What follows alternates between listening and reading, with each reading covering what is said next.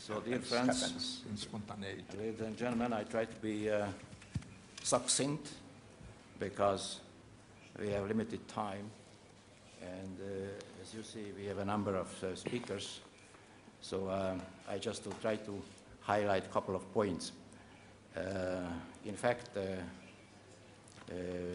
many of the ideas which I would have wished to express has already been referred to this morning by the previous speakers, so this indeed facilitates my role. But I was in Tunisia last week, and I had to make a similar speech in a different language. So I was just thinking about what should be the difference between my speech, which I delivered in Tunisia, and the one which I have to do now. And I came to the conclusion that much of the message would be very much similar, or indeed the same. At least the first point, which is identical, and this is, I just would like to pay my tribute, to express my recognition and admiration for those who were fighting for freedom and dignity, first in Tunisia, then in Egypt, then in many other countries, to pay tribute and express condolences for all the martyrs, but also to recognize and admire all the efforts which are still going on and which are far from being terminated. So one point I think we have to consider each time when we discuss the economic, political, and social changes, the spring or upheaval, whatever you call it, is that it's not yet finished. And maybe the most difficult part is still ahead of us meaning humanity and mankind, with particular regard to those nations and people who are involved in this struggle for freedom. Now, just a couple of general remarks. I think it's a basic historic experience that when fundamental changes, for instance revolutions, come, then reactions are always mixed, diverse. There is always excitement, enthusiasm, and at the same time there are fears and concerns, reservations. It can be called as the fear of the unknown, and that has happened many times in history. For instance, it's now quite fashionable to make a comparison between the Arab Spring, between the wave of revolutions in the mid-19th century in Europe, 1848-49, when, of course, there was huge enthusiasm, and then came realpolitik and crashed all these movements. And even when we speak about something which is very dear for us Hungarians, and this is our revolution and freedom's fight from 1956, clearly there was tremendous moral support, and there was a universal excitement at that time across the world. But at the same time, there was realpolitik, and nobody really wanted to put the world at risk because of the risk of the danger of World War III. As it was said by an American senator in a Senate hearing somewhat later, when a Hungarian witness was heard, and he snapped at him and said, could you expect that United States goes to a world war because of some excited kids in the streets of Budapest? And he was right, in fact. By the way, those excited kids always changed history. And that's exactly what happened now in the Arab world. And finally, the world had to understand what was going on and had to follow. But speaking about our experience, which we now want to share with you, and this is, of course, 89, 90, even at that time, although the geopolitical context was very different, and the geopolitical context was indeed quite favorable maybe because of John Paul, the Polish Pope, or Lech Walesa, or Solidarność, or Ronald Reagan, or Gorbachev, or whoever else. Clearly, the context was favorable. But despite all that, I recall very well that at that time, for instance, Hungarian opposition parties did get telephone calls from very important people from the other side of the Berlin Wall, that yes, of course, that's very good what you are doing, and we fully support you, but please, please, don't go too fast and don't go too far, because that could be risky. Of course, all those movements did go too far and too fast, and that's why history was changed. So I think the very similar reaction we experience now with Tunisia and Egypt,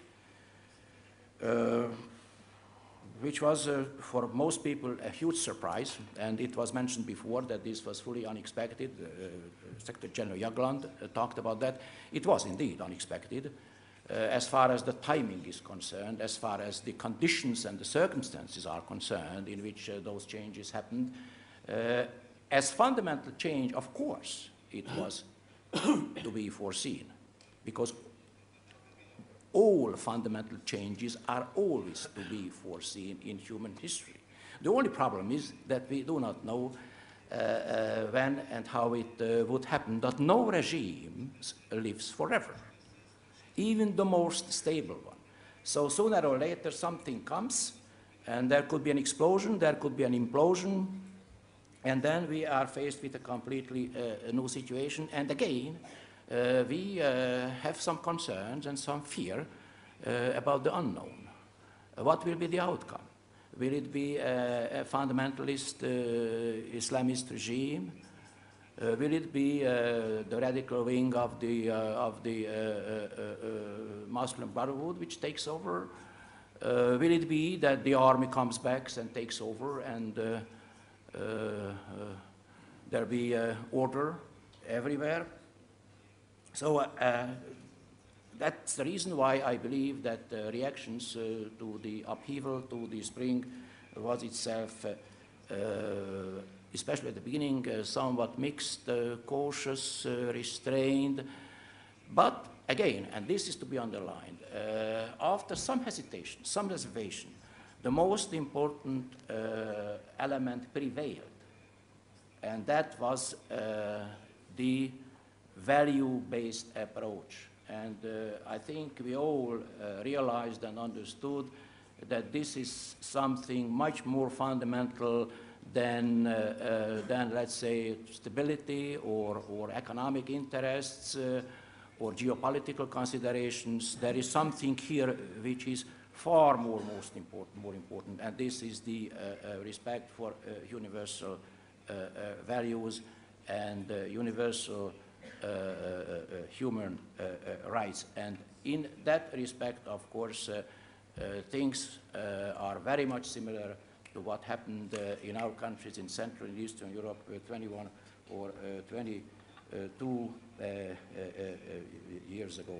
Of course, there were and there are still risks and threats, but one point is very important, and I think the Prime Minister Borisov underlined it very correctly, and that is also a point which I always try to make, is that we must not